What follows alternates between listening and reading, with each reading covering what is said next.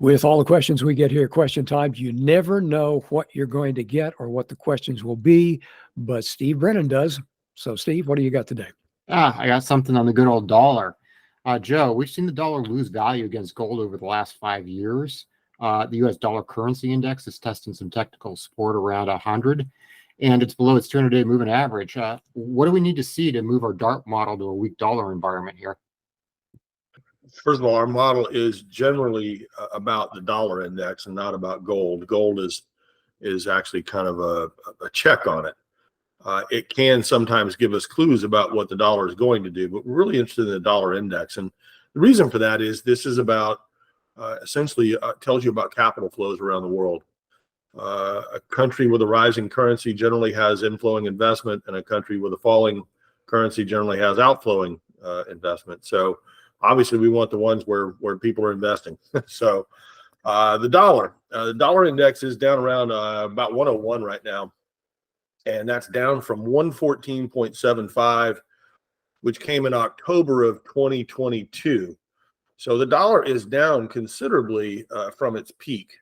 But I think Bob's going to show you a chart there, and the chart will show you that we've essentially been in a trading range now for almost 2 years. The bottom end of that range is right around 100, and it could be a little bit lower, but it's basically 100. And the top end, if you want to round it off, is about 107, 108. So anyway, we're at the bottom end of that range right now at 101. And we are in a short-term downturn on the dollar. Obviously, it's from 114.75 down to 101. It's a pretty good-sized move. But in context, we're still at the top of the range that exists over the very long period of time, going back to the 80s. And generally what we would expect here, we do think that ultimately the dollar will resolve lower, but we're not going to anticipate that. We'll wait for it to start to happen. We've had some move now, and our portfolios are positioned for this already. There's a reason why we own some international. We own a full position in gold. Those things are weak dollar assets, and they perform well when the dollar is falling. And if you look at gold in particular, if you measure from the period where the dollar peaked at 114.75 to today, it's up about 50%. So it's obviously a big move in gold because the dollar fell. If the dollar continues to fall, our next target after, if it breaks that 100 level decisively, we've been down around there before. We've been 99.5, whatever. That's not enough. If you break it decisively, the next target would be 90.